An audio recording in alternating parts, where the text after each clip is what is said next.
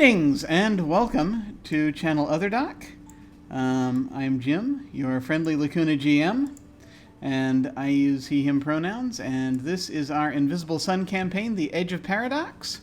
Invisible Sun is a surreal slice of life game by Monte Cook Games. We are integrating the directed campaign, but most of this game happens spontaneously, as will become abundantly clear in a moment.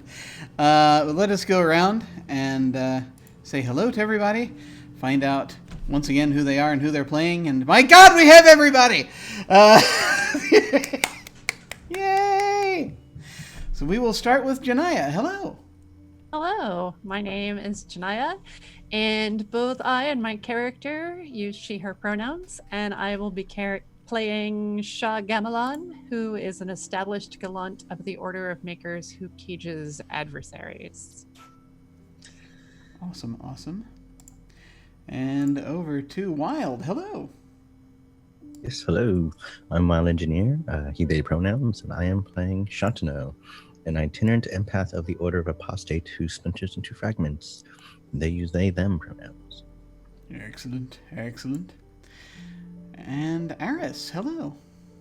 Hello, I'm Arras, or Animus Panthera, and I'm playing Aroshka Ruzik, aromatic empath apostate who converses with everything, and you can use she/her pronouns for both of us.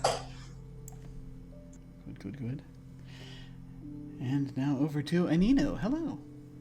How's it going, everyone? My name is Anino, and I play Mac the Husk, the itinerant enthusiastic of the Order of the Goetica, who provides a vessel for spirits. They/them pronouns. I use he/him. And finally, Danielle. Hello. Hello, I am Danielle at Raventor, and I use she/her pronouns, and so does my character, Vormera Vanas, aka Vor, who is a connected ardent of the Order of Weavers who shepherds minds. Excellent. I have just been reminded that it is Pi Day, so that means that there may be radii and diameters going on today of some kind. I'm not entirely sure. We'll figure it out. Does this mean we get to go to a restaurant again? That's entirely irrational. I mean, I figure that restaurant is just the default setting for the campaign at this point, so. We go back to that singing pastries place. The answer is probably yes. But before we decide what we're going to order tonight, like we do with most games on this channel, we're going to be using the X card, the N card, and the O card. If we hit something that's crossing a line for one of us, any of us can type an X in the Zoom video chat or anywhere else, or make an X symbol, and we'll back up and do something else. If something happens that we're okay having in the game, but we don't want a graphic description of it, we can type an N in the Zoom chat, and we'll fade to black on it, or we'll put it behind a veil, so it'll be there, but we won't go into detail. Finally, if we're exploring a topic or an area of roleplay that's particularly intense for us, but we want to keep going anyway, we can put an O in the chat to let us know we're okay and that we're all good to keep piling on the drama. Something else we can do is put an O with a question mark after it when we're moving into a difficult topic, or if we say or we do something and then think maybe that might have been a little too much, then everyone else can respond to that again with an X, an N, or an O to let us know if we're still doing okay. So, let's see. Last time, they found their way into a place. Very specific place. A place so specific I forgot to write it down. Which means that I forgot to put it in my digital notes, which means it must be on an index card somewhere. The endless machine. It was a machine. It was a massive machine. It was impossible thing number 2. Yes. The second impossible thing that we had encountered in this campaign. This campaign of impossible things. So that was a thing. That happened. It was this big sort of machine, kind of like an theoretical construct, supposedly theoretical, that exists as kind of an underpinning to a certain amount of stuff. And I think I had mentioned some sort of connection to thought forms in the blue a little bit, but for the most part, there was uncertainty. There was not a great deal of certainty about what this whole thing was. Well, at least I wrote down what you were wearing that one time. That's okay. That was important. Well, it was at the time. This was underneath the night circus, the big top of the night circus, where they apparently where they make transfers of prisoners to the Church of Midnight. That evidently was what was happening. And they went down there after, running a con on some performers who basically have this shtick where they fire someone out of a cannon. We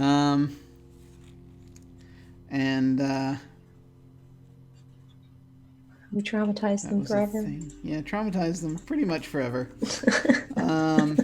I mean, only until they figure out that Chanteneau isn't actually going to come back and haunt them.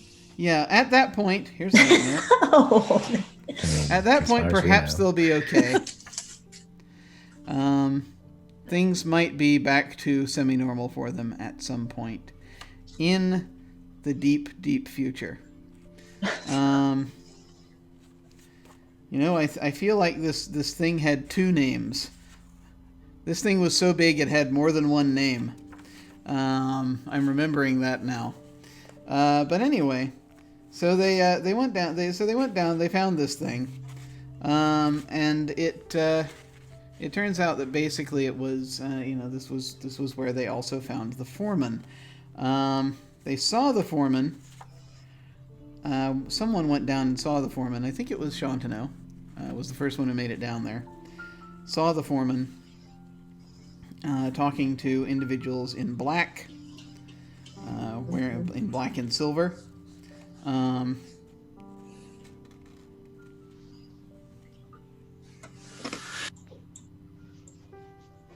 Holy crap.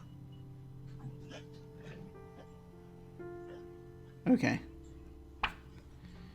No, never mind. I know what that is.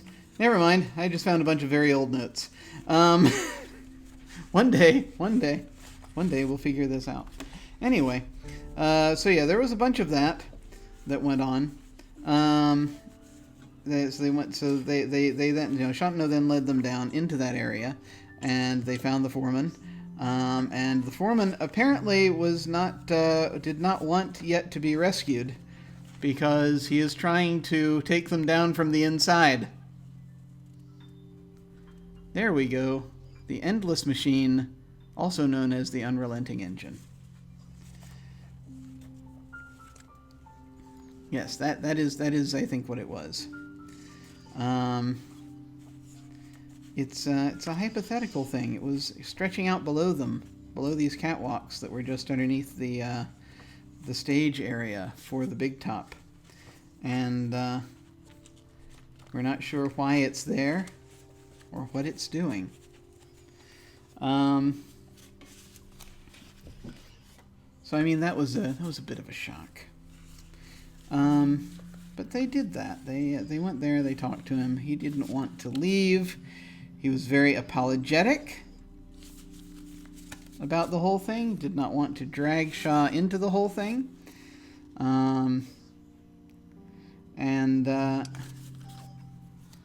So then, that being about all they could do, they at least knew where he was. They were like, can you please do something so that your building's not going to collapse on everyone?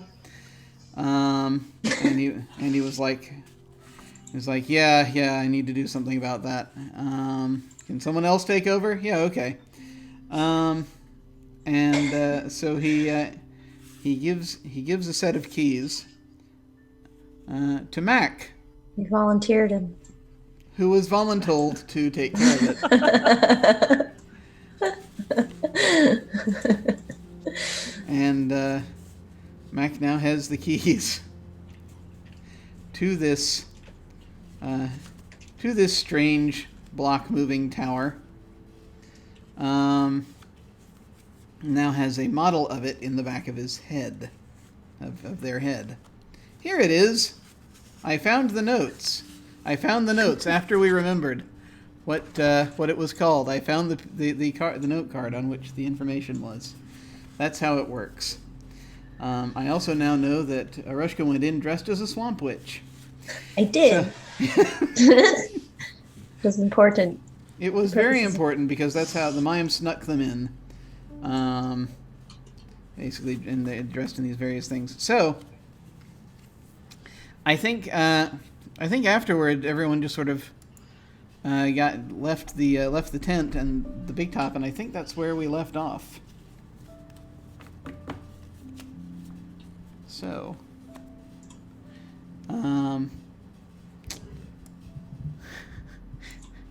I hesitate to ask, but do we happen to remember what happened to Vor last we saw her? Vor was with everyone when we went to talk to the angel in the park. Okay. And then Oh, that's right. and then after that, I don't know, we can establish what Vor was doing because I didn't There was something, right? There was something in that conversation. Yeah, according to my notes, I was warned by Chief. Well, we asked a lot of questions about the Church of Midnight. And then I was warned by the Chief that there was something wrong with the Eternal Party and that I should be very careful because someone is looking for me. That's what it was. Okay, excellent. Okay, good. So, what have you been up to?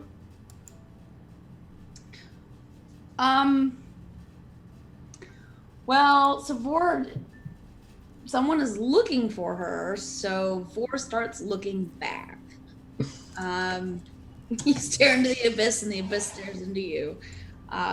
So I would say Vor's probably been making inquiries, discreetly, but trying to figure out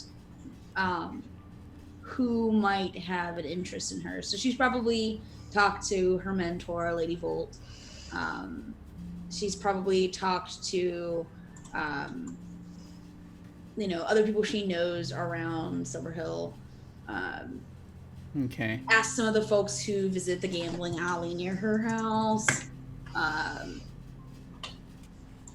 Probably talked to anyone she knows through anyone she met at the party, however long ago that was. 8 million years. It's hard to know. Time Time is a difficult thing. Yeah. So that something kind of funny happens when you try to go. Do you actually try to go back to the party to talk to these people? Or no? Probably, yes. Okay. One thing I will say that you notice is that. So you right now know of 2 entrances to the party, if I remember correctly. And all that I will say is that you find when you go to either of those 2 entrances is they have this this yellow and black tape put up across them. So there's one across the door in the tenement, and there's one in the garden, in that area of the garden wall. Does the tape say caution? The tape the tape implies caution, but does not directly say it. Okay, that's not really a deterrent for Vor.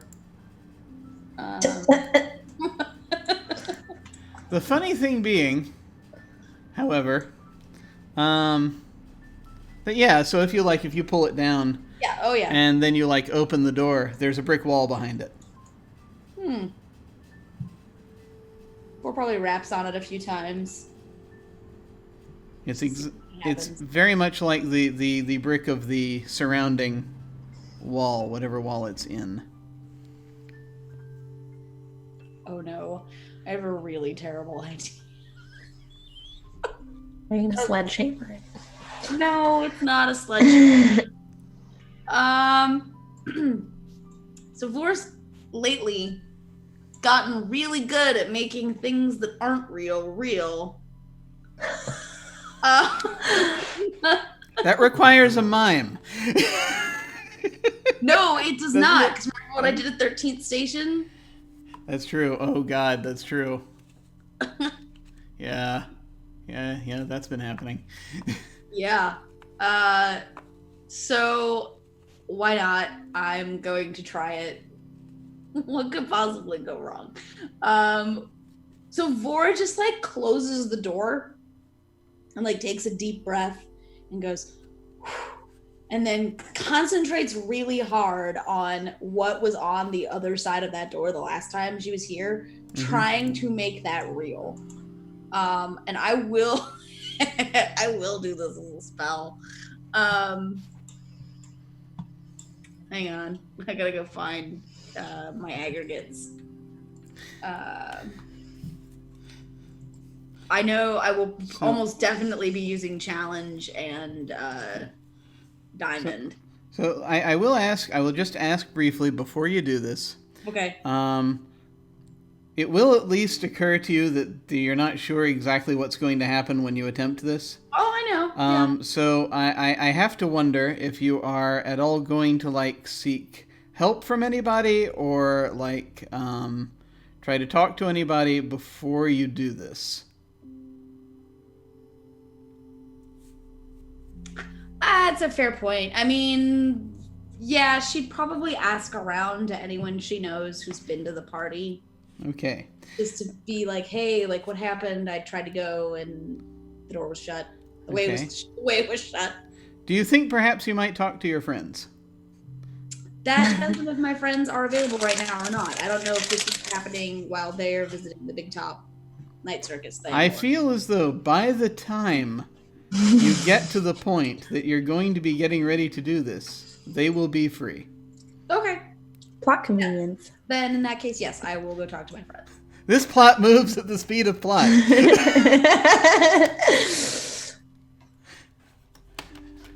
Yeah, I don't know where everyone is at this point, but I know we have like our normal breakfasty kind of hangouts. Yeah, I mean, it's usually... That was the thing. And actually, it's funny. I was thinking about this. Because it was like, what did we do before we had cell phones? And I seem to remember that it was actually, at that time, it was not that difficult necessarily for people that you knew to kind of predict where they would be. Routines. It's kind of a... It was a strange time. Yeah, we've done this before where we've all like met up at the same coffee shop or whatever in the morning. Like exactly. So I mean, if you would like to check there, we will. I'll go to like our usual coffee shop place and like buy myself a coffee with like seasoned with probably, I don't know, sadness or something, and seasoned then with sadness. and then just like curl up in a comfy chair in a corner waiting for anyone to show up. Are you getting an iced sadness or a hot sadness? You don't get a hot sadness. It's always iced sadness. Some people get a hot sadness, but I won't go there. That's just wrong. For many reasons, yes. All right. So let us see. After adjourning from the circus, are you folks going to go retreat to a place of relative sanity, like a coffee house or something like that? Ye olde breakfast nook. Ye old nook, or I don't see why not. Sure. okay. Purposes of plot convenience. Let's do it. I mean, and again, it's not even so much that it's a convenience as it is. It's like you know that by this point, it's like let's check to see if Vor is here. I swear we did this in the 90s. This is how it worked. I promise you. It's like they're either at the coffee house. My weird friends are either at the coffee house or they're at the theater. It's one of the two places. Perkin friends. Yeah. This is Or the mine. We always meet at the mine. yeah, I mean it's either so I mean it's usually either so in this case like the coffee house or the mine. Yeah. Typically. So lo and behold, when upon entering upon once again going into the broken mirror, Vor is there with some iced sadness, curled up, waiting. She's doing her best hipster impersonation. Excellent. Shaw will walk in and order a triple espresso and 2 shots of whiskey. All right. Vor looks up when you order that and just looks at you. Shaw and goes, long day. You have no idea. He just like pats a pillow next to her. She'll pour all 3 shots of whiskey or all 3 shots of espresso into the coffee cup like it's a cup of coffee, and then she'll shoot 1 shot of whiskey and pour the second one into the coffee cup and come and sit down. Or just watches you do all that and goes, cheers. To mornings. Shantana orders a pina colada. Does it feel like getting caught in the rain? It might. I mean, it's entirely possible.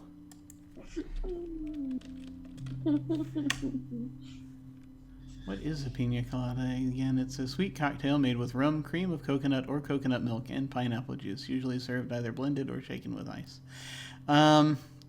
Yeah, I mean, it kind of feels like it. It's actually one of those weird, one of those things where it's like if it's depends on how much pineapple they use. I think it's an actual pina colada. It's more like essence of pina colada. Yeah. So it's like all the like feelings that people have when drinking pina coladas. Yeah. So I mean, it's really a kind of a. I mean, its main alcohol is light rum, so. I feel as though it's one of those things where it's like it's more like being on the deck of a ship, really, and you sort of sway pleasantly back and forth, and it's so it's a kind of what one might call a it's almost like the chorus of a song that you like. But really more the motions that go with the singing of the chorus, which can be employed either for entertainment or for work, depending on what you're doing, as such was the case on the deck of a ship. So it's very much that you're basically the essence of the pina colada is the essence of a slow rhythm, a steady rhythm. At least in this cafe, they are.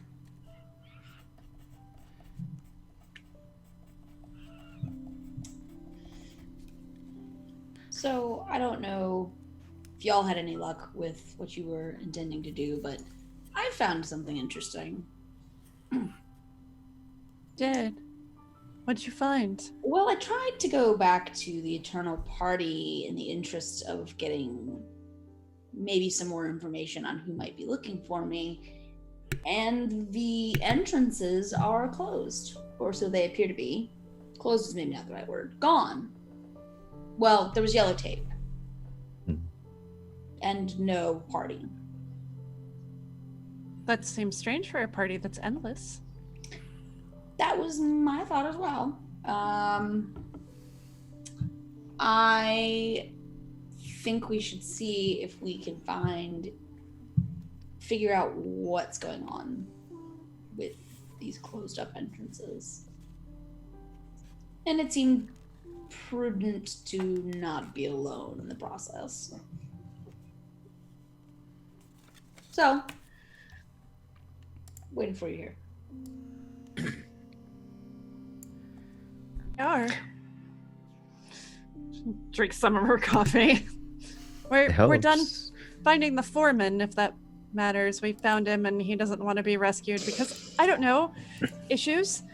Oh yeah, should we tell his mother? He's a little weird about his mom. Should we tell her that he's not like dead or anything? I can tell Lady Volt, and Lady Volt can tell her elegance. They seem to get along. / be friends.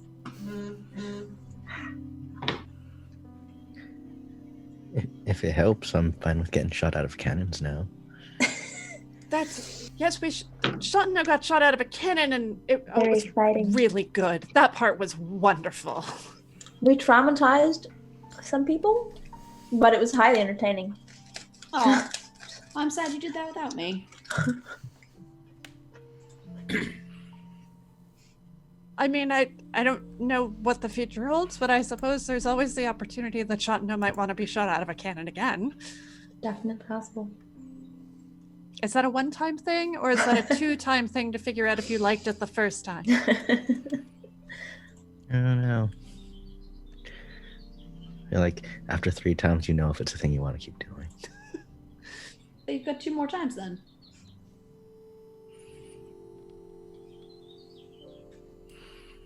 Well, I'm glad you found the foreman and that he's alive. Sounds like. He's just confusing.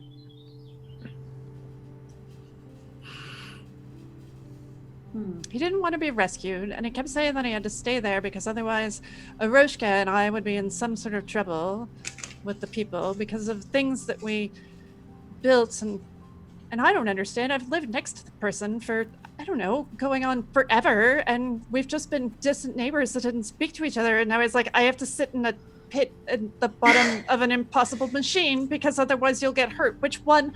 I don't need that. And 2, what the heck? I don't know. He seems to imply just that they wanted us more. And probably we shouldn't get caught. I guess.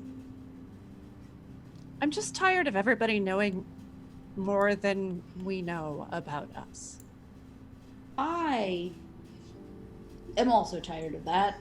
And from experience, apparently, I can tell you probably don't want the Church of Midnight coming after you. So maybe a good thing that you left the foreman. Well, but he's helping them. Kind of. But you said he was trying to take them down?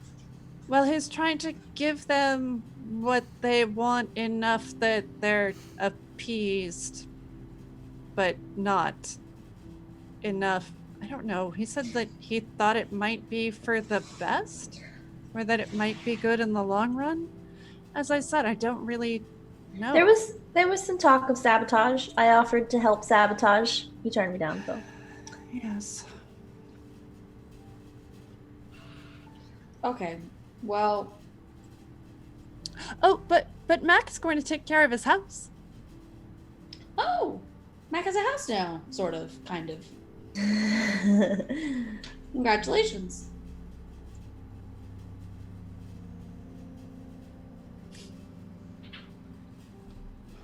All right. Well, yeah, Mac just doesn't say anything.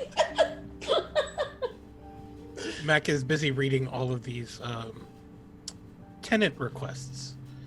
Oh. Big stack like this. Are they actually coming in through his brain, or does he have like a physical set of like, do papers just keep occasionally floating through the window in front of him? Well, I think the question: Have you been by the place yet, or have you, or did you come straight here? Yeah, no, he has been by the place. Okay, so first off, yeah, it's just really a question of like once a day. You go and you have to move at least 1 block. Okay. Once you get there, you actually can access the. You can see it no matter where you are, but you can actually access and move the blocks once you're within range. And that, yeah. So since you've been there, you can now. You figured out after a moment. Your familiar helped you figure out how the system worked, and you can now actually manifest. It's like Matt can just sort of reaches up and stacks of paper appear in in their hands. Because you're pulling them from the from the tower's communication system, which is this very strange labyrinthine thing. Apparently, there's also voicemail somewhere, but Mac is not going to check the voicemail. yeah, there's some voice recording system that is apparently there somewhere, but you have not uncovered it yet. Dear God. The foreman was not entirely what we would call a neat person, so there's that as well. Apparently, he has a system, but A system that only makes sense to him. yeah. It's, Also, it's there are like every super ever. yeah. Also, there are like there's this one wall with like a bunch of pneumatic tubes that go all over the place. Oh God. And some of them hook into the perceptual request system, but some of them also go, you have no freaking idea where. I wonder if I could rearrange the Jenga tower to create an entrance into the Endless Party. That might be possible. There is this very strange spatial relationship thing that tower has. That kind of connects its rooms to different places. That's why each apartment isn't necessarily just contained within one block. It's actually kind of somewhere else. That is fascinating.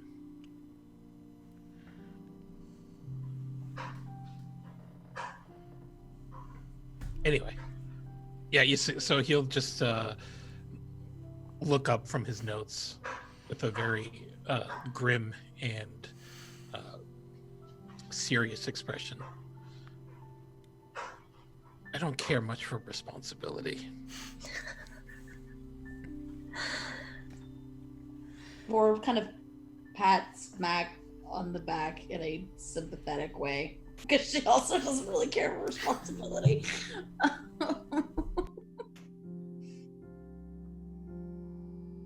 Well,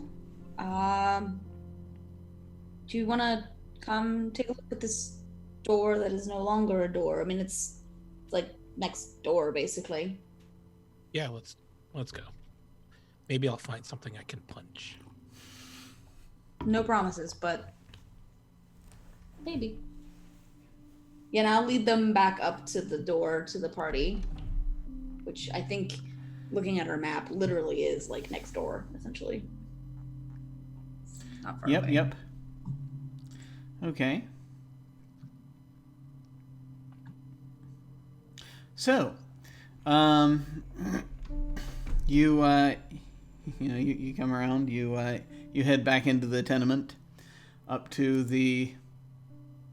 I've forgotten what floor it was. Did I say it was like the 7th floor, something like that? I can't remember. Anyway, it was fairly high up.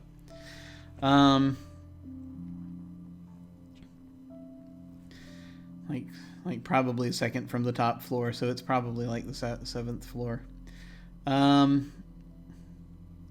You climb up, you climb up, you climb up, you climb up. And you come around to where the door is, to that apartment. Once again, you see this tape that appears to have been replaced since you pulled it off. That doesn't strike me as particularly odd, really, but Vor just like rips the tape back down and then opens the door Okay. to show them the Brick wall. Yep. That's not much like a party at all. No, the complete opposite, in fact. Do you think it might have just moved? Maybe, but Your angel friend said that there was something wrong. Oh. Well, that's true. Let me try something. I'm going to use a spell. Use was it cryptothesia? If it's a level 2, it gives me an extra die and lets me see beyond a wall, door, or barrier that I touch.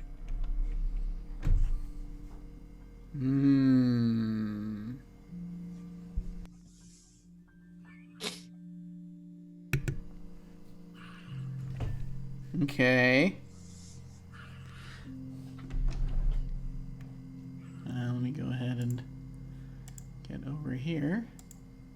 Okay. To use this to penetrate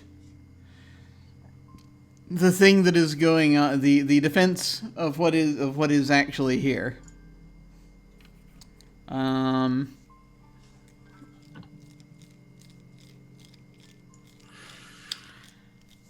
I think that's probably going to be a 7. It's going to be the challenge on that. Would my magical lore help?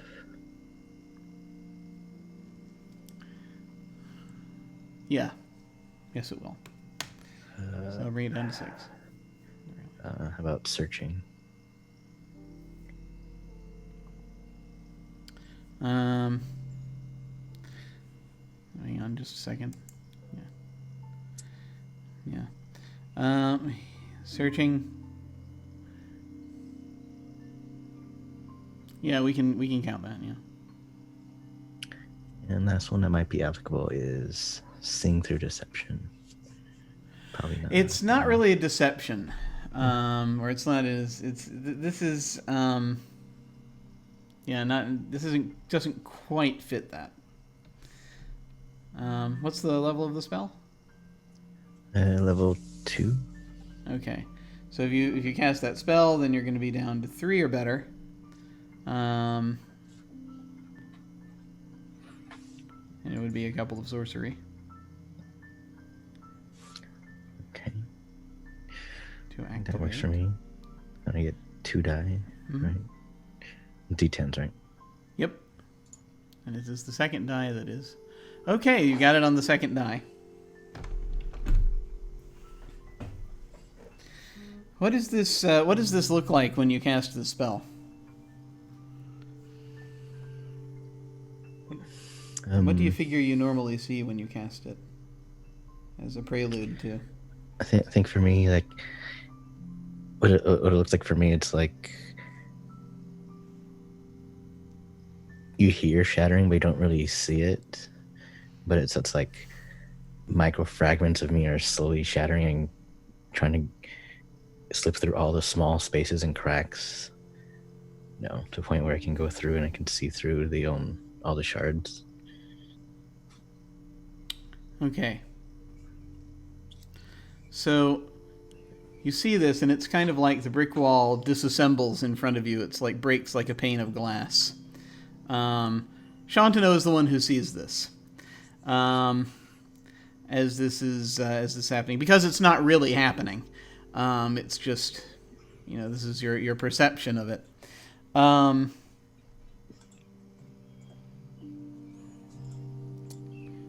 And there is this.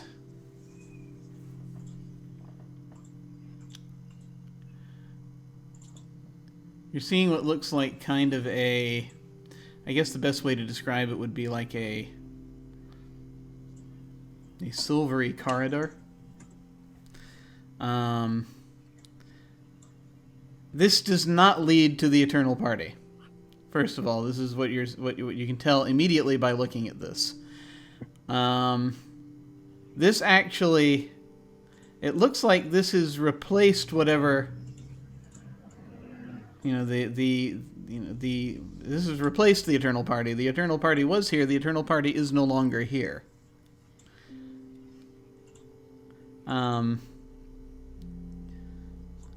And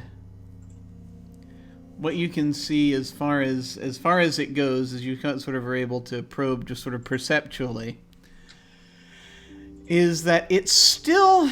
Now, the interesting thing is it's still kind of an exchange. There's still an exchange here where there is a certain amount of co-location. But it looks like it's for one very specific area. And the area of co-location exists, you think, under the Silver Sun.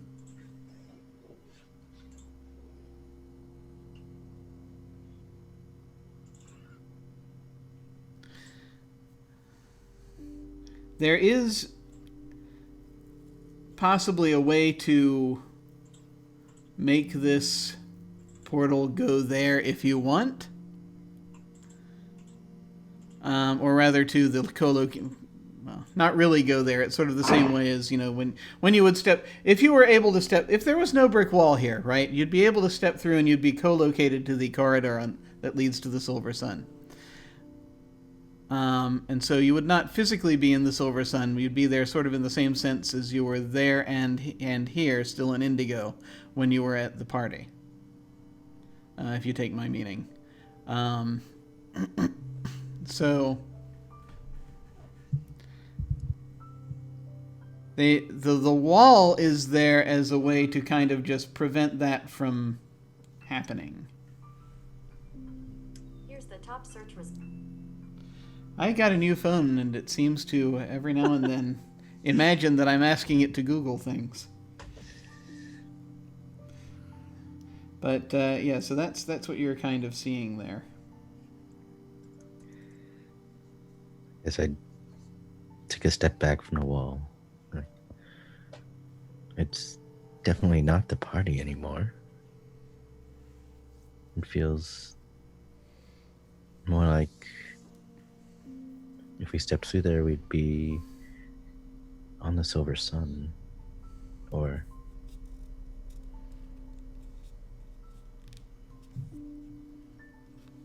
not on the Silver Sun, but also on the Silver Sun at the same time. Oh, like when I went from the party to the gold. I was there, but I was not. Yeah. Do we think it's worth going through and at least seeing where this comes out?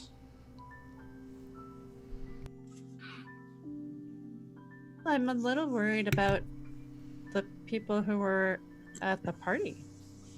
Same, and I'm wondering if, I mean, heavens forbid the party actually ended.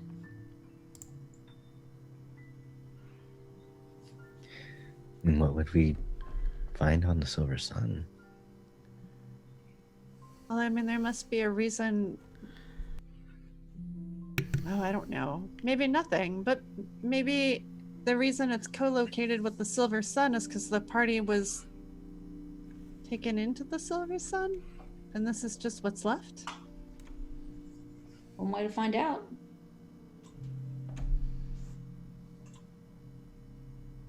Yes. Yeah. Okay, I'm gonna try to open it up. And what would you like to do? So I'm going to weave a spell. Mm-hmm. I'm looking for what I want here. So I'm gonna weave movement from fire. And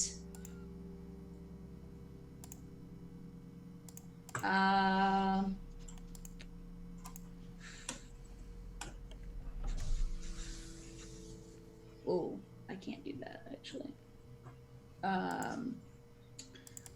I will weave movement from fire and stone from diamond to sort of rip back the brick wall and expose the hallway.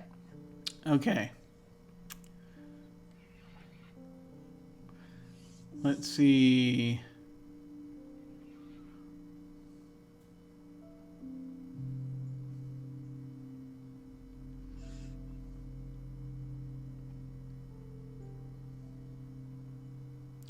I figure that's going to be probably, assuming that I'm looking at this effect chart correctly. Moving back the whole thing. Man, I want to clear enough space. I want us to be able to get in, so I don't have to bring Yeah. the whole thing down. But I Yeah. want to. I would say moving this stuff, I think is probably looking to me like a level 4 Okay. effect. Okay. At least making a big enough hole. Sure. I can make it a level 4 spell. That's fine.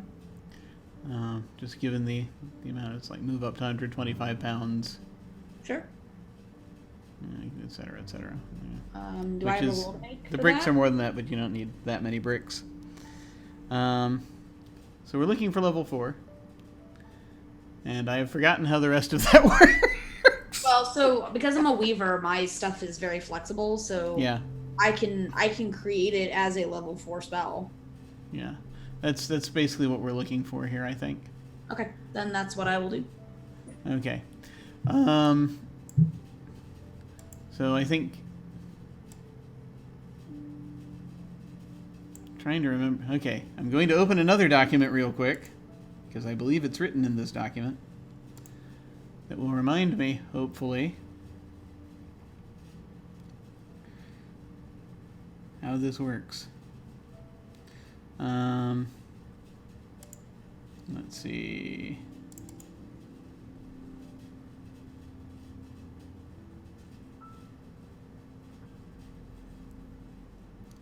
Da-da-da-da. Just as a way to...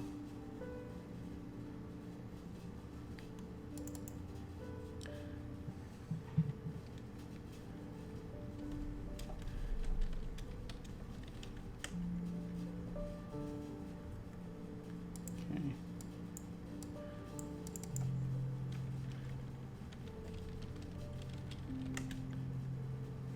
Okay, can I go here?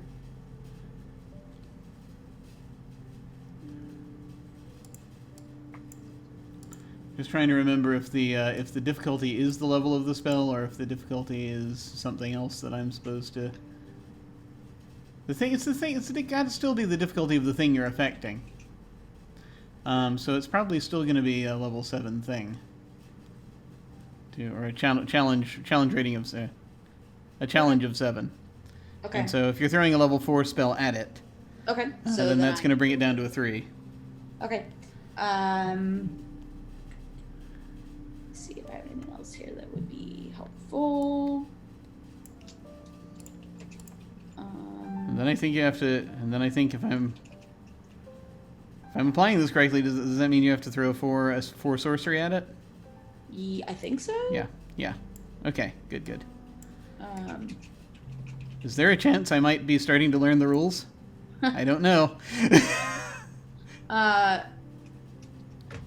Well, I have one skill in understanding magic that lies outside codified practices, if that applies here.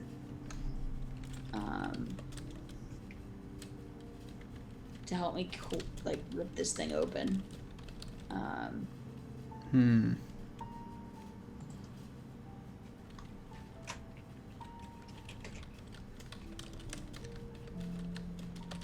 Yes, no, maybe so. Sorry, hang on. My brain is in 2 places simultaneously.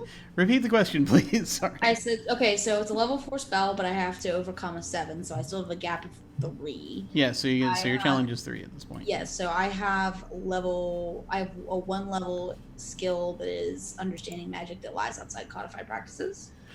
Maybe? This is actually something that is codified. No, okay. Fair enough. Then I'll probably just spend a point of sortilege. If I can. Okay. Yeah. And bring that down to a 2, and then I have 2 dice because it's... You could spend an extra bene of sorcery. If you spend sortilege, it's actually going to give you a 3rd die. Really? Oh. Oof. All right, I'll but spend not change your target. That's fine. I will spend an extra bene of sorcery then. That is totally fine. So that means I need a 2 or better. There we go. All right. So the bricks move back. What does that look like? Vor probably just puts like a hand up and then like does one of these gestures. Like, and like the bricks, it's kind of like the Diagon Alley animation in Harry Potter movies. Like the bricks just like peel back. Yeah, that's kind of what I had in my head too. Yeah. It's all just coming out of place. All right, yeah. So you now have now have a nice little archway that you all can duck into. You did feel that there is some kind of... You are getting a feeling when you do this that is... Well, let me ask you something. Okay. Has Vor ever done like a breaking and entering type deal? To your knowledge? I would be shocked if she hadn't. This I mean, feels... we broke into Varrigan's house. Well, yes, but... And well, Karen's. You knew where the key was. You'd been there before. This is... We broke into Karen's. That's true. Well, yeah, this feels kind of similar to that a little bit. Okay. But it's... And there's something like... Almost in your hindbrain, it's like, have I done something like this before? Possibly. It's from Like a bit the... of deja vu almost? Yeah, a little bit. Okay.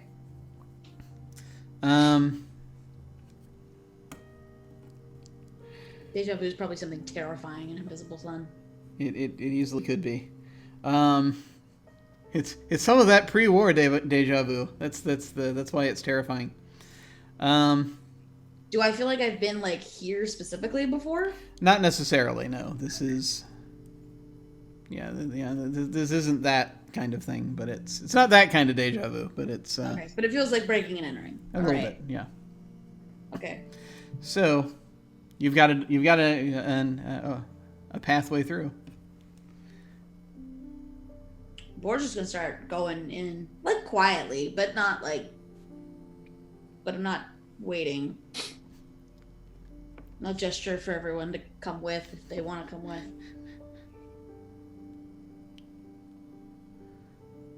I will come through right after you. I am definitely coming. Walking through. And is Mac also following, or are you breaking it up after them? I'm gonna cast him Amontillado us.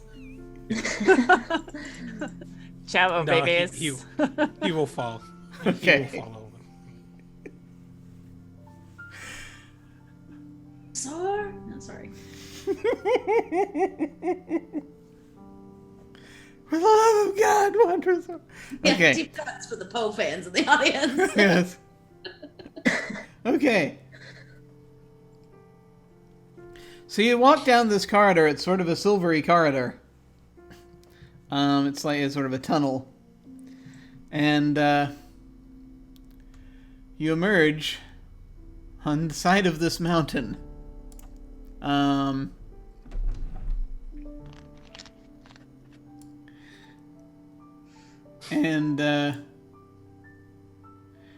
you're looking all around, and you see there are settlements below you and above you.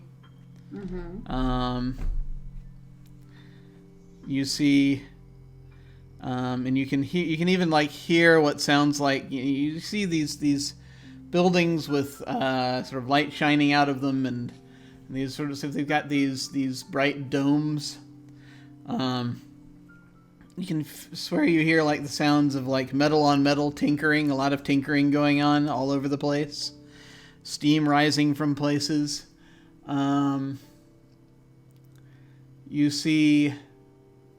You sort of look up, you see these high above.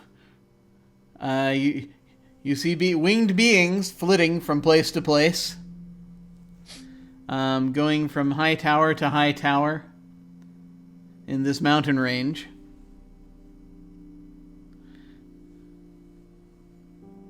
there a village that's like particularly close, or are we pretty far from anything? You are,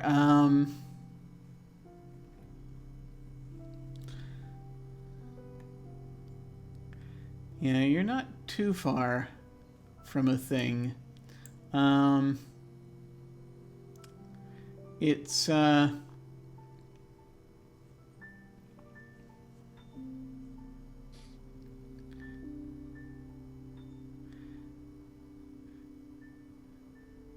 kind of see that you are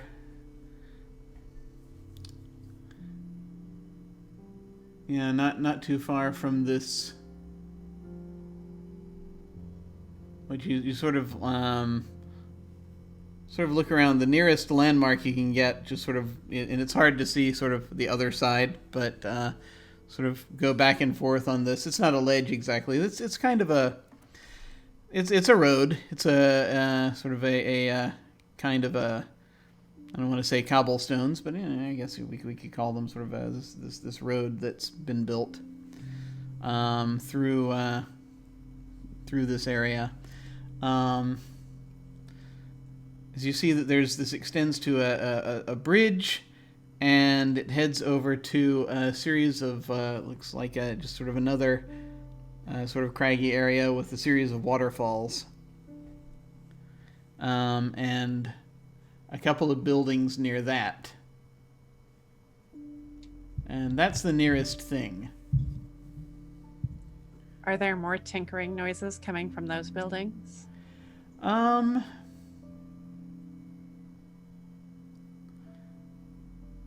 Actually, no, it's a little quieter. It's mostly you hear the sound of water.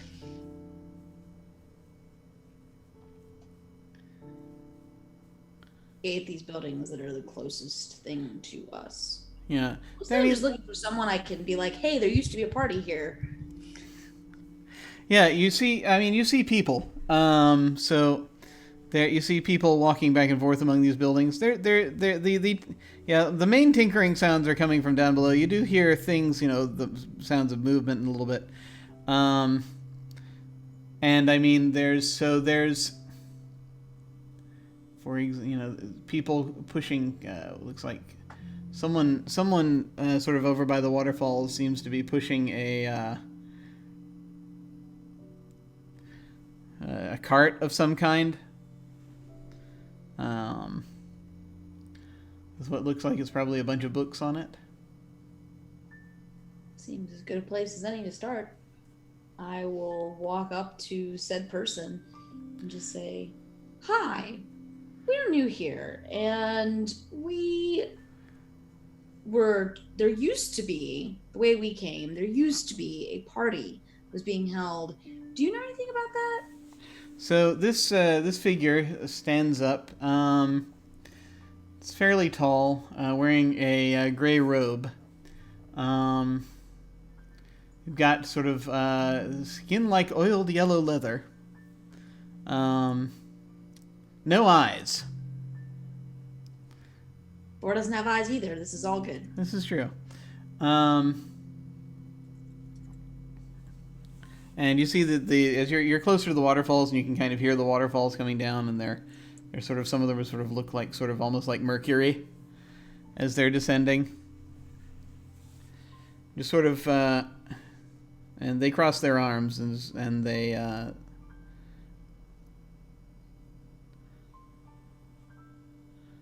sort of cock their head. Whereabouts?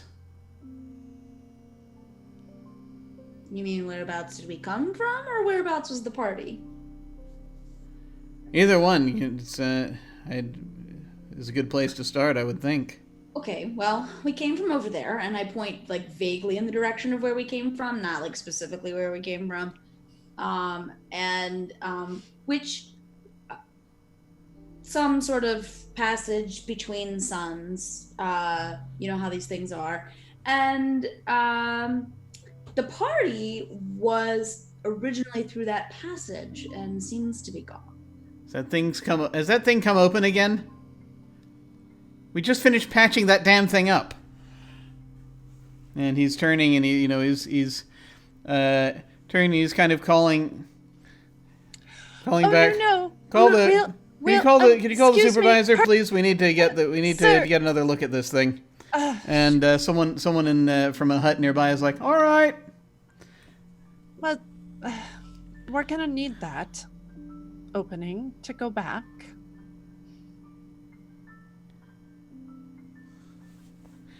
And I'd get back there. I'd go back through there pretty soon if I were you, But because we're gonna have to patch it up again. there's an entire party that's missing, and it should be co-located right here. Well, all I know is that there was apparently some kind of a. Apparently, there was some kind of a illegal co-location in that tunnel, and we had to go and patch it up. Legal co-location, you Yeah. say? According to whom? Yeah, is he sort of looks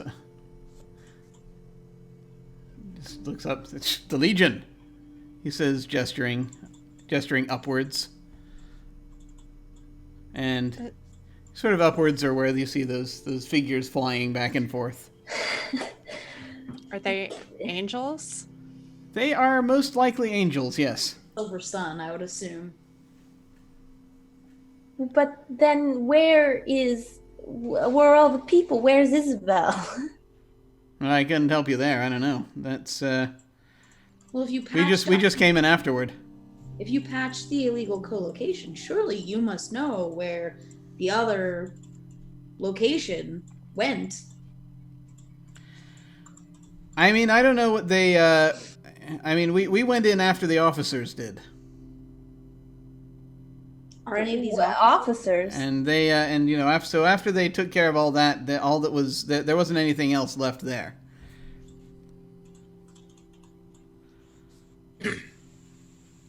Are any of these officers nearby? Yeah, he just points up. Mac is gonna look up. Does he see any angels around here? Yeah, they're way up, flitting between the towers. He says, "How are you at flying?" I have a better way of communicating with them. But he's gonna whisper to Roshka, "Shit, do you think this happened because of the angel I summoned at your house?" Oh, what did you tell them about the party? I guess we did tell them. I didn't tell them about the party. I just summoned them into that place that should not have existed. And oh boy. Well, you said you can talk to one, right? I can. 'Cause I want to know where Isabel is. Sagan, can you fly on up there and ask one of them to come down here for a chat? Yeah, I can give it a shot.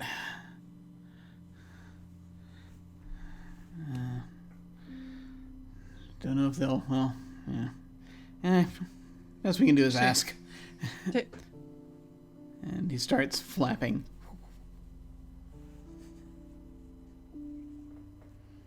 While that's happening, just for fun, I would like to, whoever he told to like go patch up the brick wall. I'd love to use my new secret on them. Yeah, you see, there's this crew of about three people. They look similar to this guy. They're coming out with they're pushing a cart with a bunch of equipment on it So and bricks so my secret is idea theft, and it says you steal an idea from someone's mind if you succeed in an action with their level as the challenge. There's no cost. I just can't try again if I fail. But on a success, I gain the idea and they lose it. So I can literally like take the idea to fix the passageway just completely out of the brain. So I think the question then is, which one of them do you want to take the idea from? Well, whichever one that the guy we're talking to spoke to, like the who I assume is leading them. You do see you do see one of them looks like probably of a higher rank, has some sort of a sash across his robe. Yep. And that is who I am going to take this out of. This is Excellent. level 7 secret. Yes, why not? Why not? Let's mess with the workforce of the. Or doesn't do cautious, and also the- wants to make sure we can get back home still. Of the Angelic Legion. Sure, let's go right ahead. No, it's fine. No, it's fine.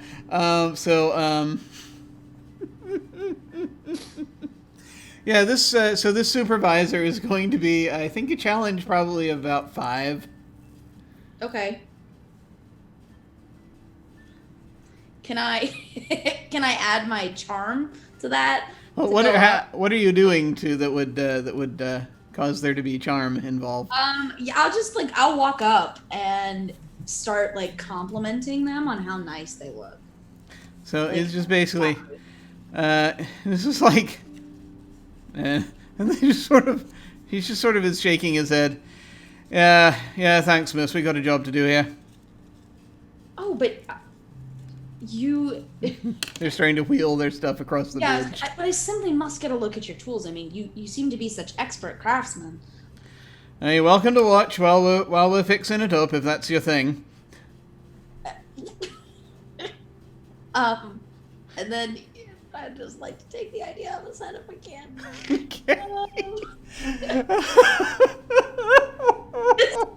Just like put a hand on his arm and be like, please, let me take a look at your tools. All right. Go ahead and let's see. So, well, this is gonna be difficulty 5. So, challenge 5. So, what are you throwing at this? With my charm, which is 1, can I bring that down to a 4? Yep. All right.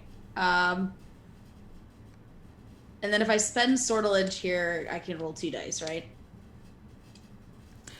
Yeah, because you can yeah. either spend a sortilege or you can spend your charm. Oh, you can't do both. Oh wait, is charm an ability? Charm's a skill. I'm sorry. I'll shut up. Yeah, No. charm's the skill. Yeah, it's all right.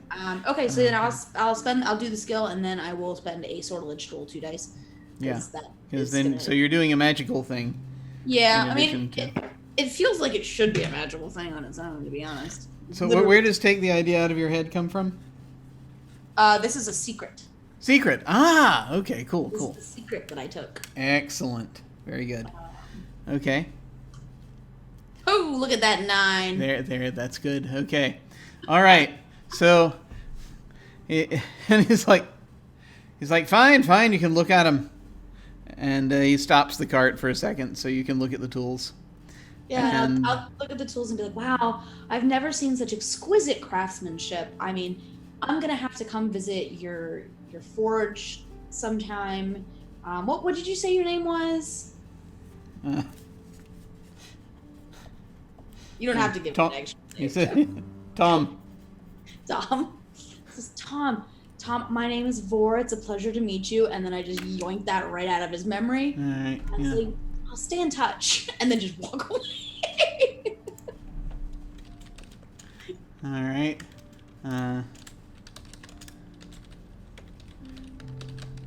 And so what you see is that he's like sort of stopped and is like, just turns to one of the other guys. What were we doing, Derek? I thought we were going to patch something up. No, that can't be right. Now, I know we're supposed to be building something. Now I'm going to have to go back and look at the manifest. I don't know if we had anything scheduled. Well, we'll have to take a look. All right, and they turn the cart around, and they're moving it back. Mac is just going to hold out his fist to Vor. Vor did the fist bump as she comes back to the rest of the group.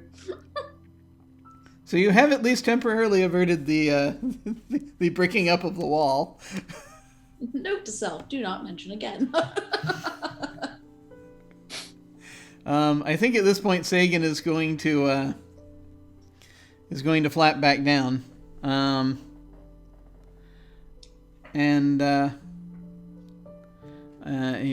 onto Mac's shoulder and is like, so I have good news and bad news.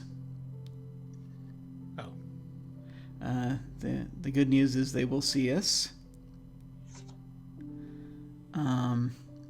The bad news is they gave me a number. Oh. So we may have to wait a bit before they will see us. What's the number?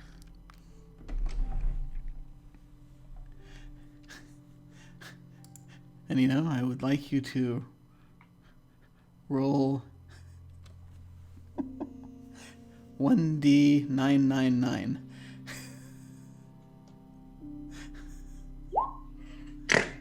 Whoa. Life. 42. That's perfect. The life, the universe, and everything. They gave me a number 42. That doesn't sound so bad. Yeah, I mean, apparently I don't know, they don't have too big a line today, I think. But yeah, so we have to. But apparently they'll call our number. Apparently we're supposed to wait up there, and he sort of gestures to this. He gestures to this crag with a tower coming up out of it, with no visible way of getting up there. With an entrance near the top of the tower, with folks flying, with angels flying in and out of it. And he says, "Yeah, he told us to wait up there, and then they'll call our number." Well, shit. Oh, what's the matter? Oh, yeah. That's right. You can't. Oh. Aroshka, I don't suppose you have a weapon of some sort that could just move us up there? And he's just going to point to the tower. Not that I know of, although that doesn't necessarily mean anything. Well, I thought we would at least try. Or looks up there and goes, I could probably get myself up there. But I don't know if I could get all of us up there. I mean, I could make us something, but our number would have been called long past by the time I was done. All right. Mac is going to get out a silver magic marker. And he's going to start drawing a summoning circle on the floor. Ooh. Oh. Right here by the waterfalls. Nice. Yeah, why not? Who cares? All right. How long does it take to draw this? Because I just need to know if if any of the librarians are going to be summoned. Let me triple check. See I if believe it takes like maybe 10 minutes. Okay. So you might be able to get this in before they decide that you're defacing public property. Is there anything that I can do with my connection with angels to get us up there? Like, would I know a protocol or anything? So is one of your connections your Yeah, one of my connections is angels. angels? It's just a one though. You might. There is.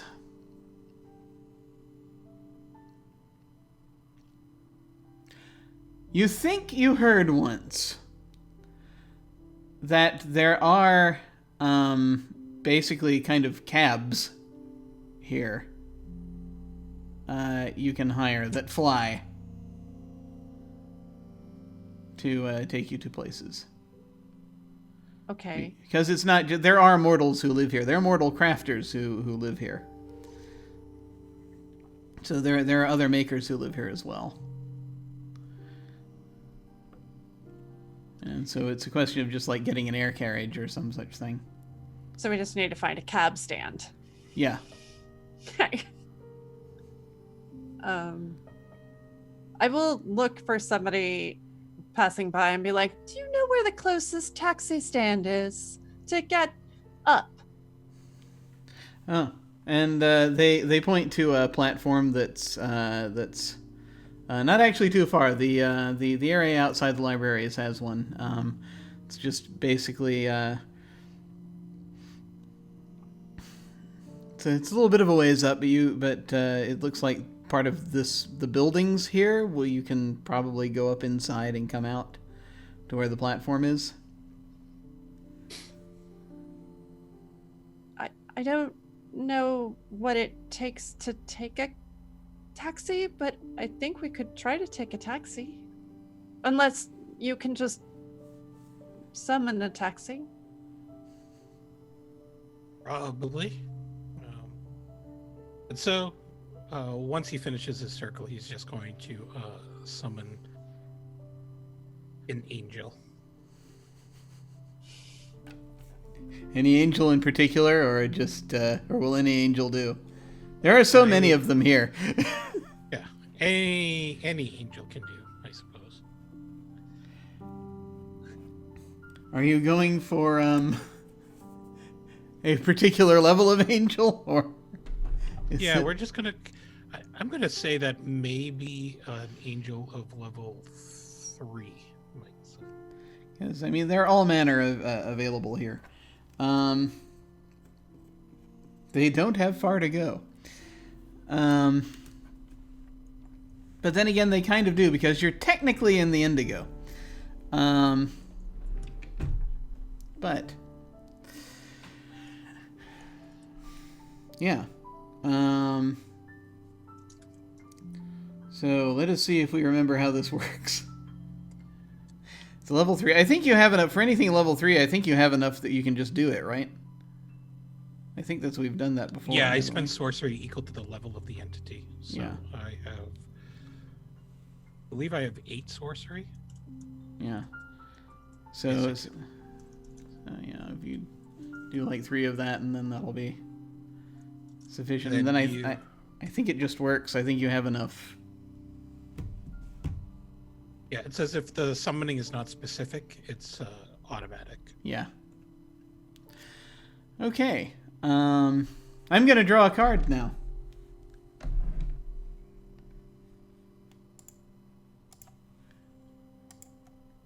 We got so far without drawing a card. Oh. I felt like there was something missing. All right. Let's see. Oh. Okay. Let me move some. I thought, yeah, that's weird. Oh, hey. Thanks for the sub, Sphinx. Thank you very much. All right, just gotta move 1 or 2 things around real quick, because I forgot where everything was on this other on this other place. Here we go. Here we go. Okay.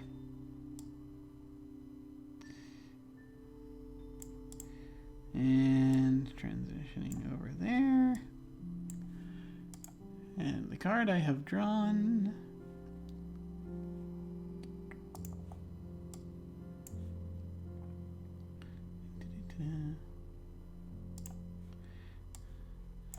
is the Lost Star. Its meanings again are good or bad luck, great distance, great age, great value. Gray magic is up, indigo magic is down. It's a notions card. We gaze into the night sky and we see the stars shining back down on us. We wonder what they really are, but that's a secret for another time. Stars represent a higher world where everything is magnified. Everything having to do with the stars is far greater than it would be in our world.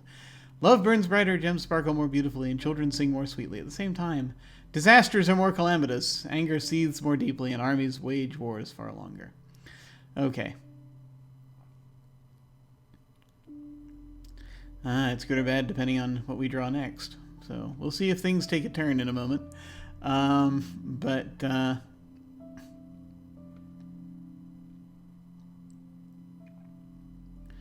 Interesting. All right. So this this diaphanous creature appears in the circle. It has wings that looks like they're wearing a robe of starlight, but it is actually their wings sort of folded.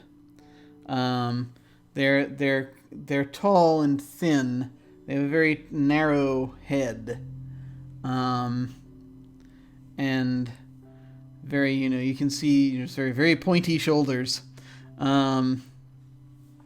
as they are, as they're kind of they're very sort of a midnight blue hue to their skin, and just sort of their parts of them glistening, and they look over at you, and they cock their head. They're just hello. staring at you. Mm. So, my name is Mac the Husk. These are my friends, the Scooby-Doo gang, and we're here to investigate a missing party. And we actually have an appointment up there, and he points up to the tower. But as you can see, we do not have wings, so we are in need of escort / transportation to our destination.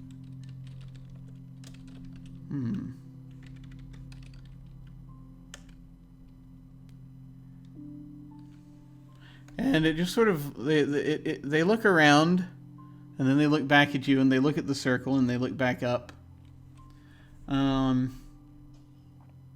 cocking their head just sort of questioningly.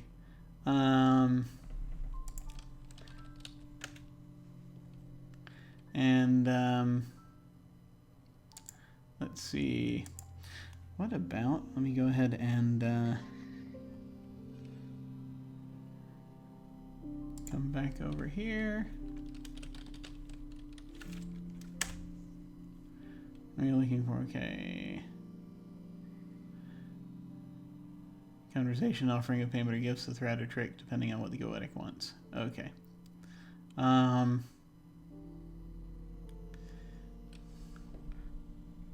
They will nod, and they will reach out a six-fingered hand with extra digits.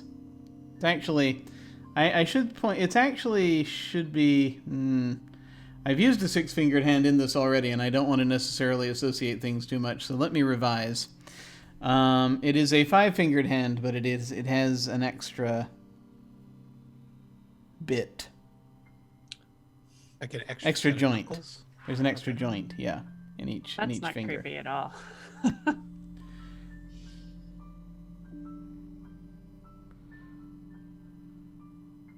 So Mac is going to just shrug and give the guy a low 5. What are you giving him? A low 5, like a... Oh, Yeah. let's see. So you do that.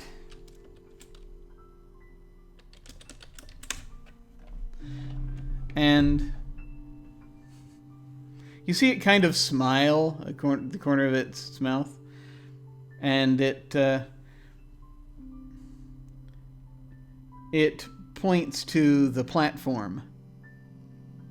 And it does this. Well, I mean, you just happen to be in the area. I don't suppose you would just do it out of the kindness of your most angelic soul. You hear this tinkling sound that sounds like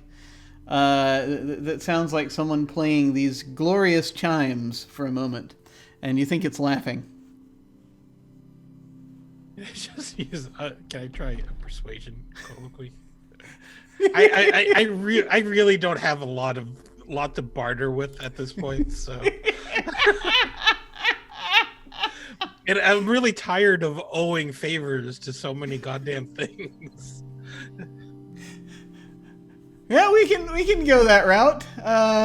We can see what you're offering. what you're trying to, the way you're trying to persuade them. This is a level 3 entity. So that's the challenge rating, right? Yep. And I can help by whispering to Max some neat angel protocol with my connection of angels. But it might be weird military angel protocol, because that's what she knows is military angels. Okay. So it says here it requires 3 persuasion actions. So I'm just rolling 3 dice for this. Yeah, that'll be fine. We can winnow it down. Anything you want to throw at these that'll reduce the challenge? Well, Shaw's helping me, right? Yeah. Okay. Yeah, that's true. And you're doing Help. and the people that you want to go and see are part of the are part of the Legion, so that's actually going to help. Okay. So that'll knock it down to 2. 2. And I don't think I have anything else here. Does otherworldly touch do anything? No, that just tells me I can summon higher level than me. All right, here we go.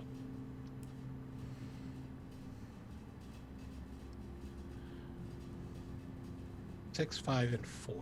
Okay, you're good. That's those numbers all qualify. So tell me what this wonderful, convincing thing. How do you convince this angel that they should take you up? Just take you up there. He will. He's nodding as he's listening to Shaw, and then he's going to talk in broad ideas of civic duty and relations between vessels and spirits.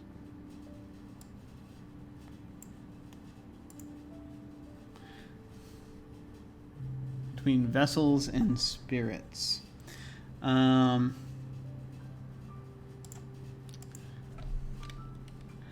just trying to think if there's some kind of implication there that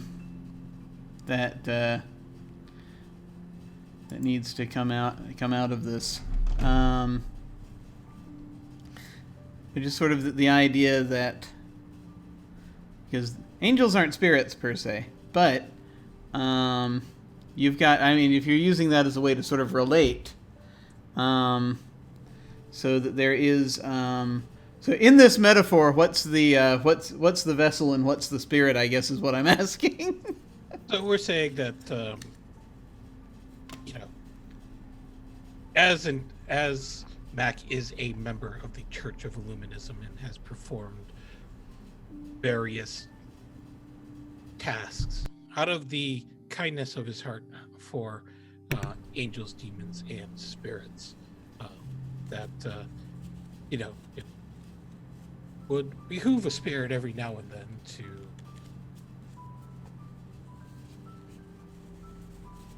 assist in whatever capacity they might have in the event that a vessel in turn actually needs help.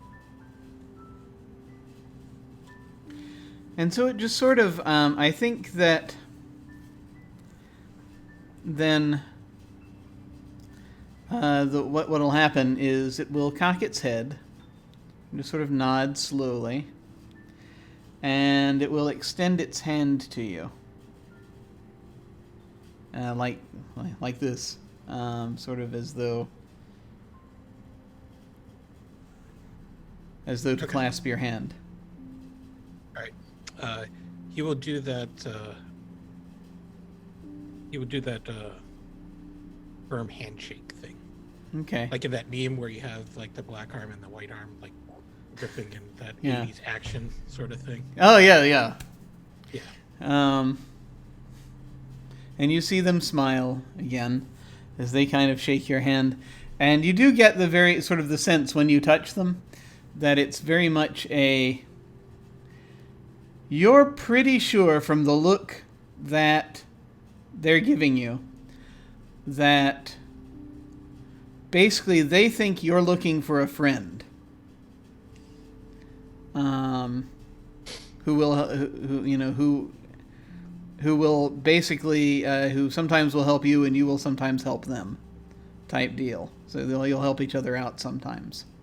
Where it's not necessarily it's not a thing of owing anybody per se, but it's it's friendship. Why am I sitting here explaining the concept of friendship? I don't know. Maybe it's just been so alien to you lately. That's Maybe it's different in the fair. actuality. Oh God, friendship in the Reality gray. friendship is so different than difficult. actual friendship.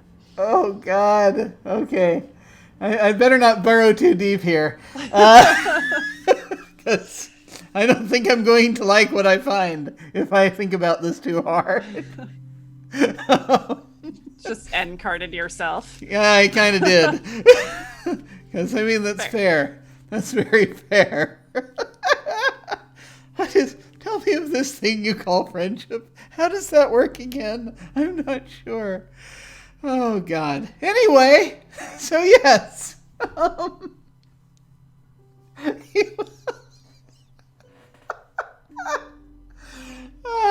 Everybody drink. We reached that point in the session. Okay. Or pulls out her champagne, fully, takes a swig. So there's this moment when after you do that and you feel this exchange happening, where you will simply they will simply spread their arms and sort of seem to gesture for everyone to come close.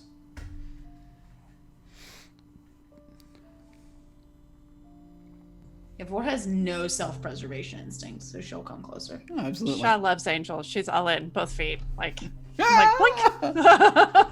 Okay. So it's actually very simple. This is only a level 3 angel, so it's not like they can carry you for miles and miles, but this is a short hop. So they wrap their wings as you all sort of get closer. Their wings come out, and it's like you're sort of being surrounded for a moment by starlight. And then it's kind of for a moment like being a comet. For a very brief moment. It's the best way I can describe it. You've all been comets before, you know what that's like. Totally. Yeah. Yes. Bunch of ice. No.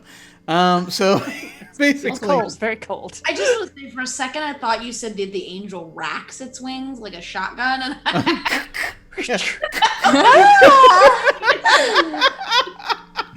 No, this is not the. We are not. This angel is not necessarily loading as per the Henry Cavill gif.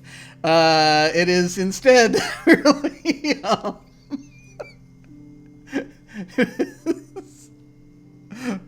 It's flapping and encircling, and then you all sort of you're still you. It's not like you go through a physical transformation, although. Shantano, this is very interesting because this sort of feels like the first time.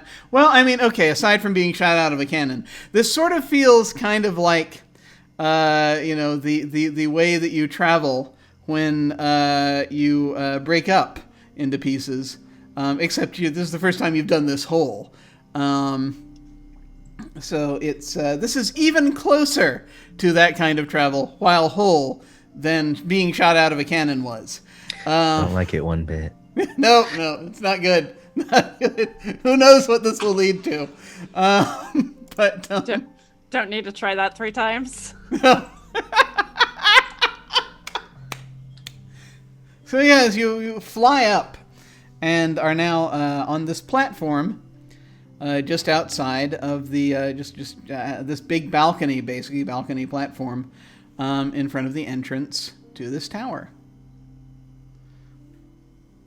Where you see angels in armor flitting back and forth, coming and going. Ooh, well, that was a bit of a rush, huh? Everybody intact in one piece? Unfortunately, yes. All right. Well, this is certainly a 5-star on the Lyft app, and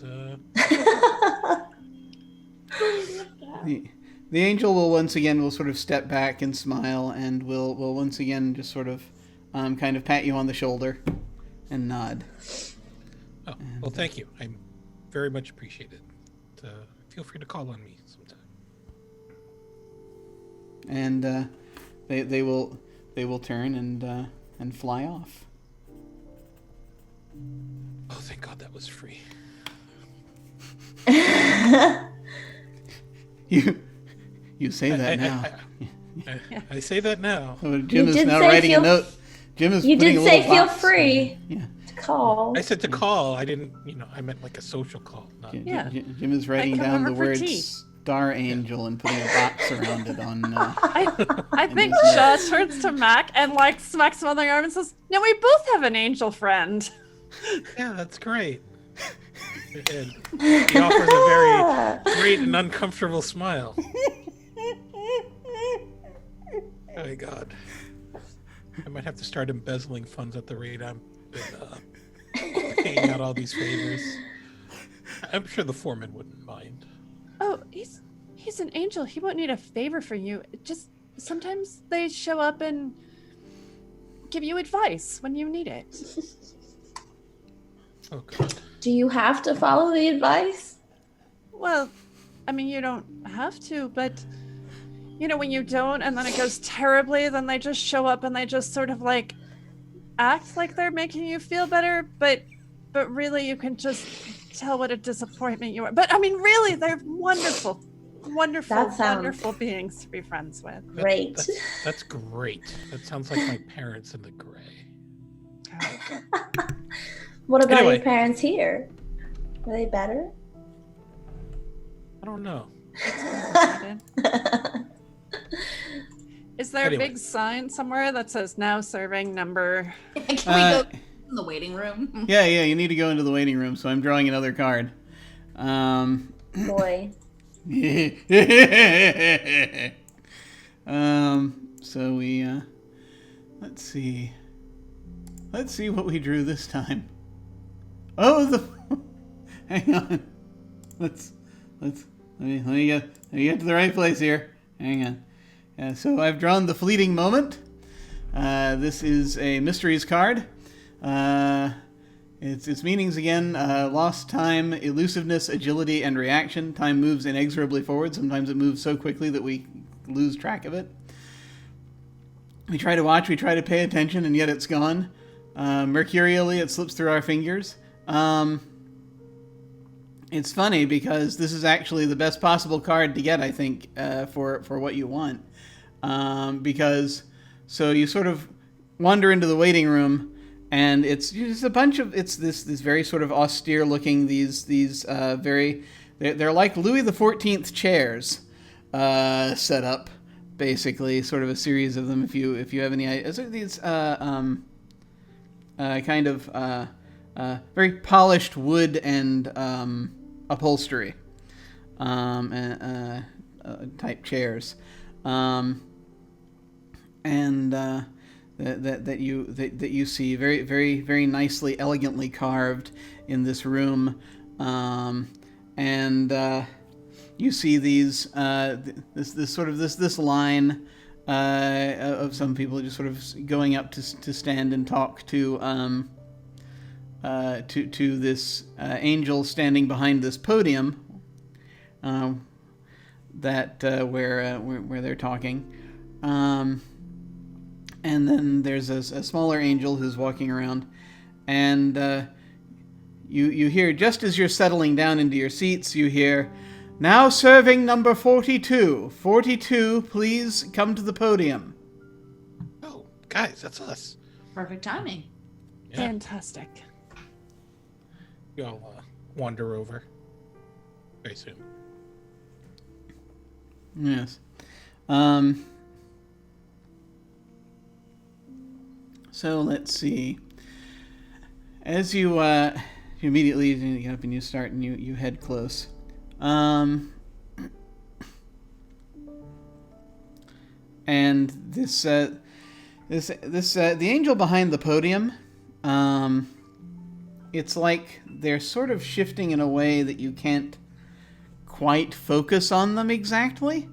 They have big silvery wings.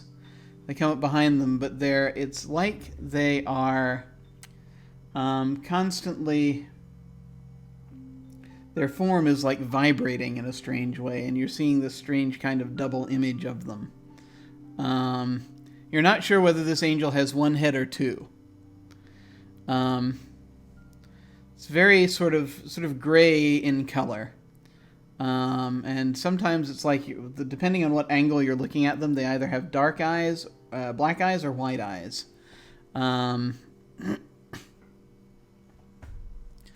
And it's like when it's speaking to you, it's speaking with two voices, which I can't do. So you'll have to imagine. And they look up and they say to you, and they cross their hands. They steeple them. They do this. It's not a steeple. It's this. They do this. They bridge their hands. That's the word. Say, yes. How can the Legion assist you? Mac is just going to nudge Formera. Vor will stand forward a bit. I'm going to, though. Yeah, you can come with, please. So, hi. I gesture at us all, are here investigating a party that previously was partially co-located in the Silver Sun. We understand that its existence may have been determined illegal, and we were curious what had happened to the party and its inhabitants.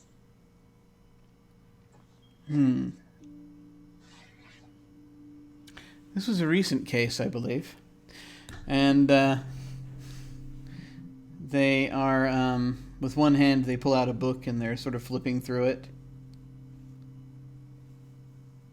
Yes, it was a recent case. Vor suddenly realizes she doesn't really know how time is measured in the Silver Sun. And, the card that we just drew, it's going to be weird. And they raise a hand and they're like,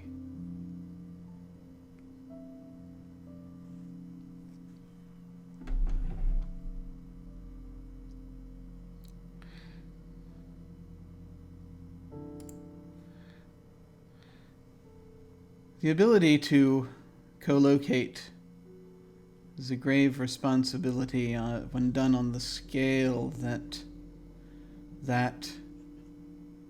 was done, it seems. Understandable. We're really just looking to find out what happened. We're not disputing your law or your policy.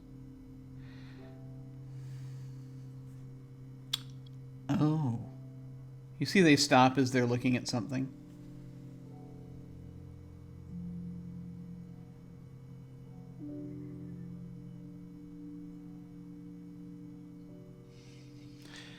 May I ask your connection to these individuals who hosted this party? Well, I was a guest, however briefly, and I would like to say I had no idea it was against your rules, and I'm terribly sorry. And my cousin, and she gestures to Arashka. Isabel is a friend of mine, so I would really, really love to know where she is.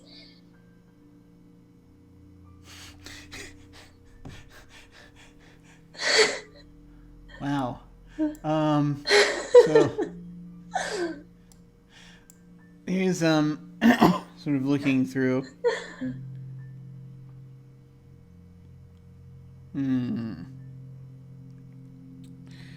Well. Oh dear. It's not looking good. I'm sorry. What's not looking good? Does this involve Isabel?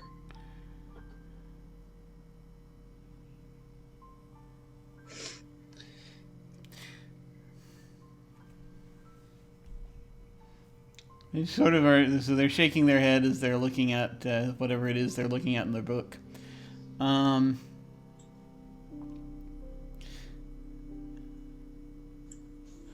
They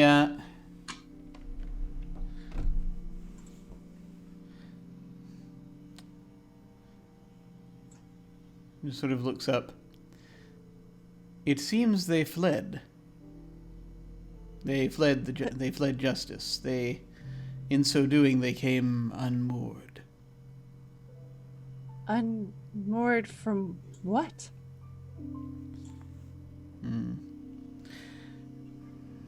They came unmoored from. I'm trying to think of a good word for this. In fact, the word you want to use is reality, which does not apply. No, it's not. No, it's not that even. It's that I need to find a.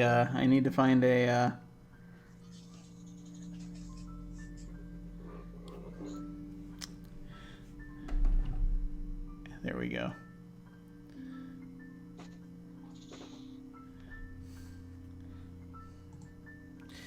It appears they.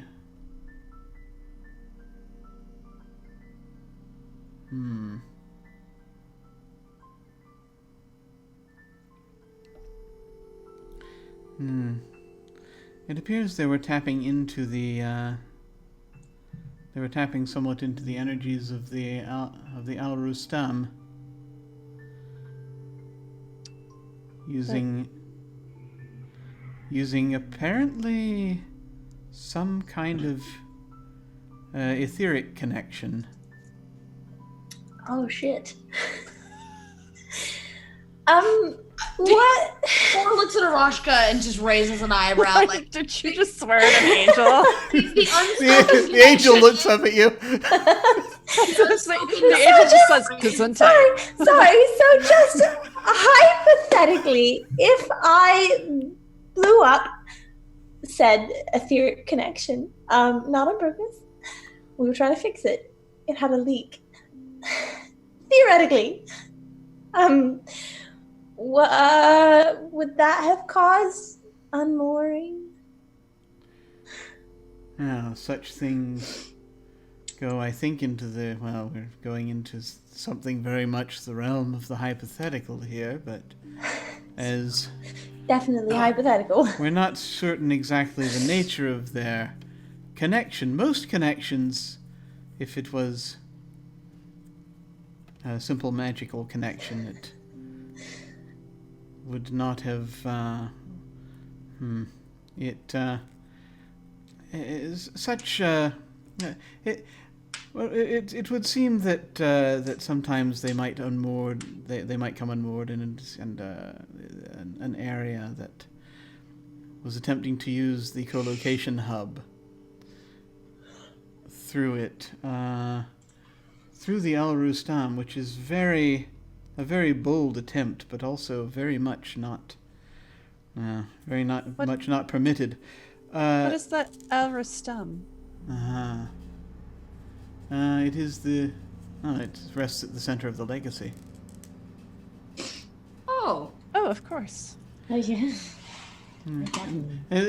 And when he does that, he gestures, and sort of you can see there is. He gestures and out a window, and you see in the distance this tower that goes impossibly high up into the sky. Legacy. beautiful. Tall. And yeah, and I mean, you know, all Vizsla know about the legacy. That's basically the sort of legacy of Vizsla and all that. But he's referring apparently to a physical thing, though, as when he's talking about the Al Rustam. But he says, but they say, so such that are. If a connection is broken, they would again perhaps be cast adrift in. They would in between either flowing possibly to either the night side here or to areas. Yes, areas underneath, and there are hypothetical areas, you see, that where certain forged realities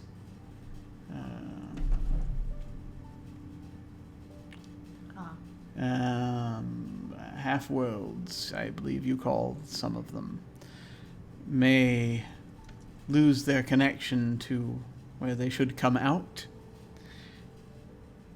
But one would think that it should turn up relatively shortly. So although it has not. Although apparently we've not received any report of it turning up anywhere as of yet. It may be drifting through the places in between the suns. That would put them very dangerously close to the void. That is unusual, as well. It would require just such a concentration of etheric energy that it's quite impossible to create. Definitely extremely impossible. It does Not in my attic. It does sound like one of those impossible things, Shah says, looking at Aroshka like, shh. Everyone just looks at Aroshka. Well, cool. If perhaps they were stuck unmoored, how would one find them? Well, again, as I said, they should turn up somewhere very soon. But if you were to go into the areas in between, it would require some vessel or other capable of doing it. There are stories that some of those heathens down in the other end, down at the Gold, apparently have sorted out means of doing such. That is probably the only thing adaptable enough. Apparently they fly entire building complexes out through, so the stories go, through such areas. But Fascinating. it is not anything that I've ever witnessed. Again, we are speaking in hypotheticals. For to be lost in such a manner would again require the impossible to happen. Well, I wonder what it could be then. I suppose it must just be something where they will just show up, because obviously that would be impossible, that they could possibly have had this impossible thing. Thank you so much for your time. Greatly appreciate it. Very good. And peace be with you. That's the Catholic. Peace and So peace and creation. Something. Roshka is now like, okay, thanks, bye. Now serving number 43. As soon as we're like out of earshot, I'm gonna be like, I think I accidentally jettisoned my ex-girlfriend into the ether. Oh It's a dear. bad thing, right? yes. I didn't want to jettison her into the ether. Well, it sounds like maybe if we go to the Gold, we could find a means of getting them back. And we might want to go talk to Her Eminence about her impossible child. Yeah, I mean, this just sounds like we need to take a trip to the Gold, honestly. It sounds like maybe we're getting... I mean, I like our ready, fire, aim sort of way of going about things. I really do. But But I do think we're starting to get in just a little bit over our heads, and so I don't know, should we go to Yesterdale and get the fancy ice stuff so that we have some extra oomph? We do only have a week before they get into whatever they get into. It does sound like I don't useful know. to have if we're going to take an expedition that could put us dangerously close to the void, as our new angel friend put it. Yes. That makes sense to me. I think Shah's idea is a good one. Thank you. More like raises her champagne glass on a toast.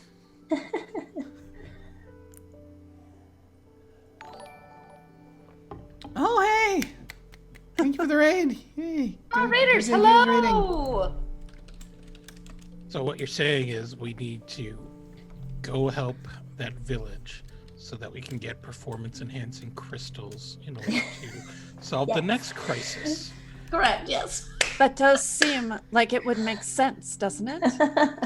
Oh, I'm not questioning it. It's just, I mean, I just don't understand if they've become unmoored. It does sound like they're in some sort of danger, but I don't know. I don't know. I think Aroshka, it's up to you. It's your ex-girlfriend that you jettisoned into the void. I mean, that sounds like a personal choice. how uncomfortable will you be if we go find performance-enhancing drugs before we go find your ex-girlfriend? performance-enhancing ice. Ice.Id anybody It's just ice. get the impression that like somebody's gonna die if we don't save them from the void right now? I mean, I- at this point, how many days have they been adrift? I feel That's like a good point. they can probably hang on for a few more days. I mean, it's only Oblivion. If the Yeah, rest you know. of them, I feel like it would have already done so. I'm not sure we lose anything by taking another day. And as far as we know, they're still partying while adrift. They may not even have noticed. One can only hope. I feel like probably Isabel noticed, but So previous you had a girlfriend, Mhm. and previous you basically anchored her entire existence to a theoretical, An impossible theoretical An device. an impossible theoretical device. Yeah, I think I might have also made weapons for that big war thing that none of us can remember. But I mean, Mac, are you saying that would be wrong? I mean, Aroshka developed something that was amazing, and then she And then I blew it offered up. it to the woman that she loved. I mean, that is a gesture of, I mean, that's so much better than roses.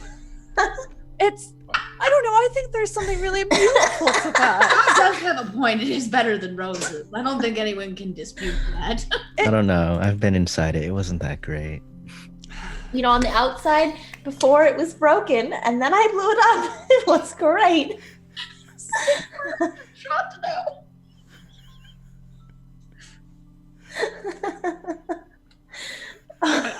I'm not saying that it wasn't a beautiful gesture. I'm just saying that, you know, I just feel like there was a lot of risk that carried. I think the problem was that she didn't leave a note for herself on the thing that said, "Do not turn this off because you will unmoor Isabel into the void." That might have been the problem. Notes are very important. Documentation, it's so critical.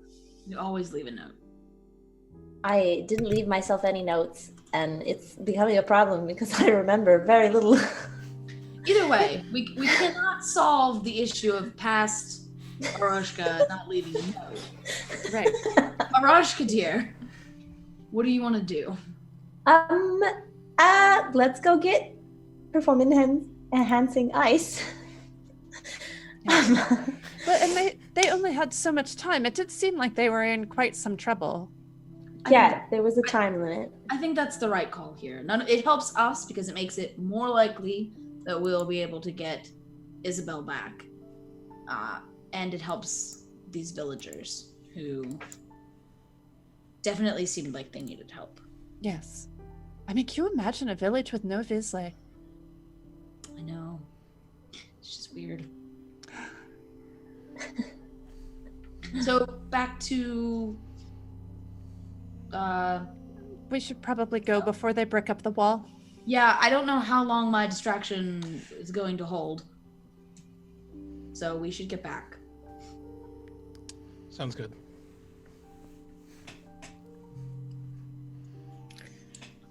Do we know how to get down? Oh. I mean, I can get down. I can get down. Looks awkwardly at Shaw and Roshka and Mac.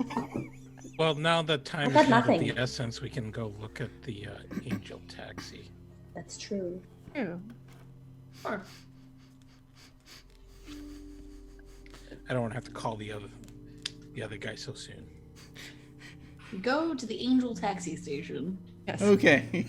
Yes. I was wondering when that was going to occur. I did not expect to utter today. I was wondering when folks were going to wonder how they were going to get back down. So yes, you find there is an Angel taxi station at this building, and so it does. It's let's see. Yeah, it's they do charge. It's up here. This is a fairly well-traveled area, so it's just a couple of orbs per passenger. Pocket change. So yeah, it's not a big deal. They will ferry you down to, and they were like, "You sure you want us to just let you off here by the bridge?" Is that? Yes. We can find our way from here. Okay. So they basically you all basically get into this big kind of palanquin type thing almost, and that they will carry you down. They'll fly you down.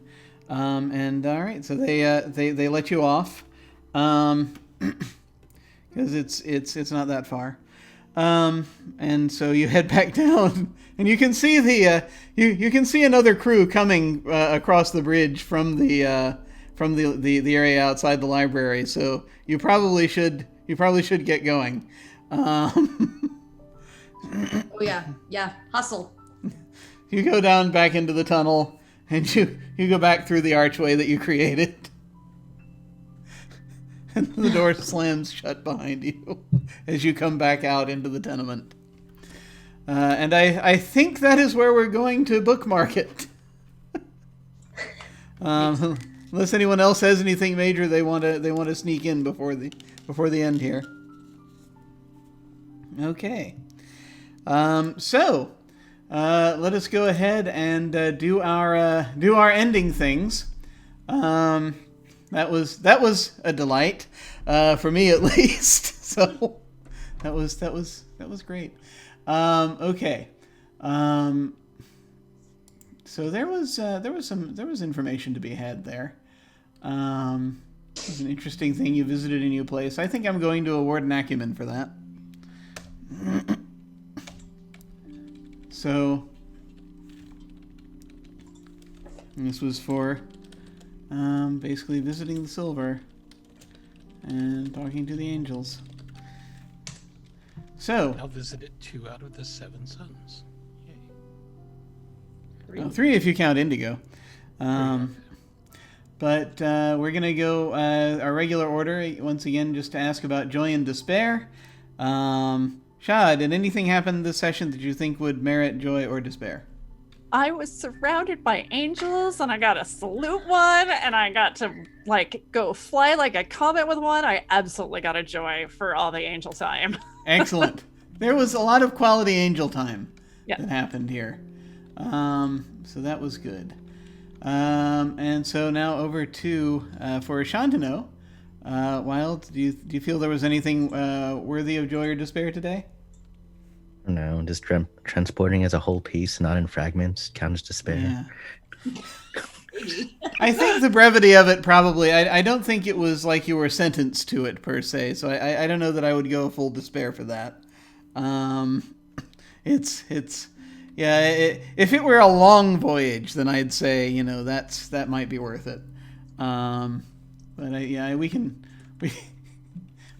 it was a little disappointing though, I must say.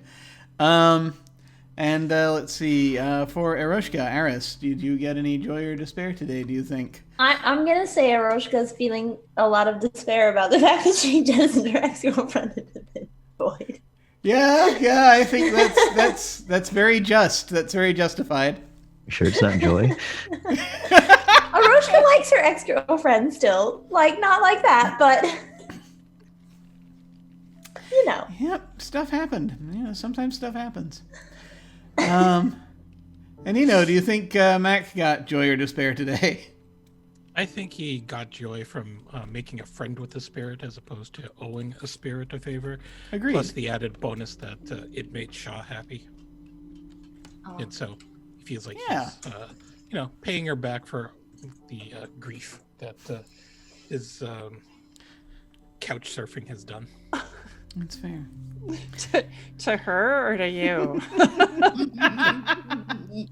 Yeah, it's hard to say. And Danielle, do you think that Vor might have gotten a joy or despair today? I think Vor would be overjoyed to use her secret for the first time, because she knows she's making herself a problem again, but she actually finds that perversely enjoyable. That's understandable. All right, awesome. Well, there we go. Yay. Okay. Well, let us go ahead then and go around and do our outros. It looks like we've got some exciting stuff ahead, and they're going to be heading to Yestervale soon, it seems. So we get to plunge once more into more directed campaign plot as it is coming up. So I'm going to go ahead and we'll once again say where folks can find you, and then any sort of like favorite bits or final thoughts about this session, and we will start with Danielle. Okay. Hi, I'm Danielle. You can find me on Twitter at @RyRaconteur.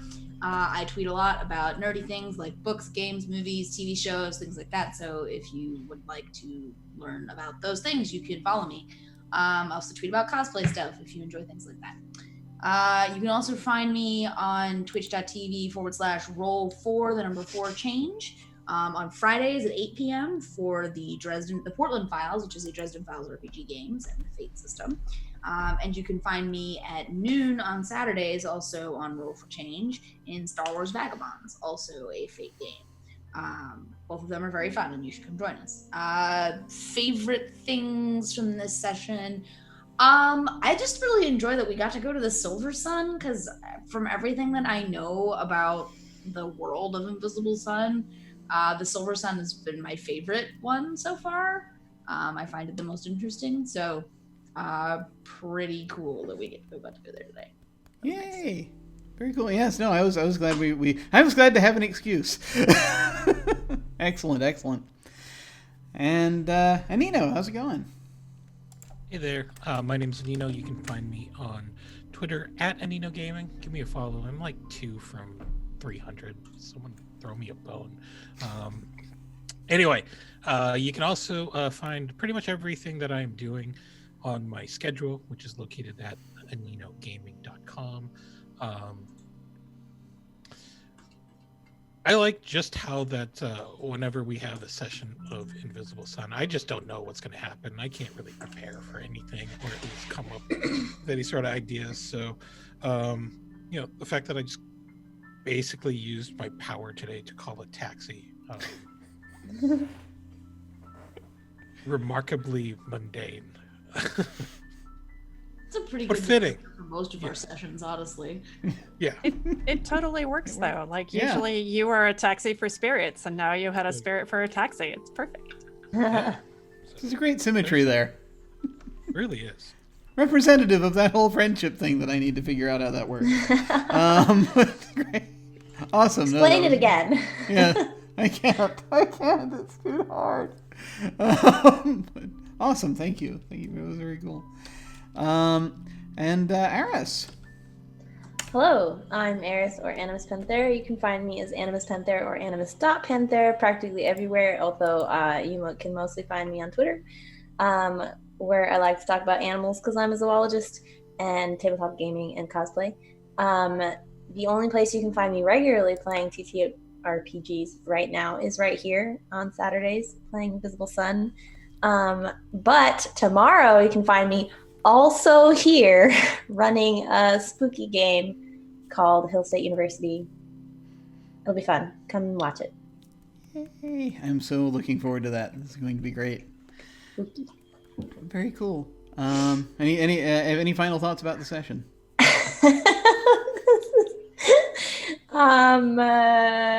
That was a train wreck. But we managed to make our way back to the official plot line. So, yay us. Despite ourselves. Yeah, it's always in spite of ourselves that we actually find our way to the plot. If it weren't for accidentally fucking things up, we would just be eating food all the time. We'd be like, wow, we went to this other restaurant. Our cat friend was there. Remarkably mundane. It's very, very slice of life. It would be an episode of Friends, essentially. It is very slice of life. It does trend that way. And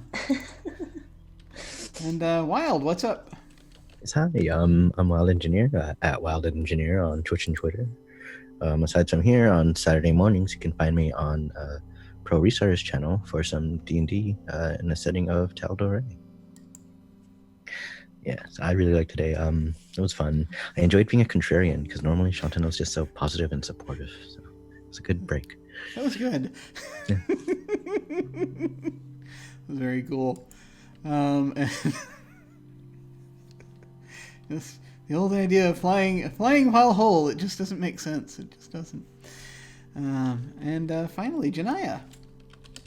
Hello, my name is Djinnaya, and you can find me at Djinnaya on Twitter or on here or pretty much anywhere.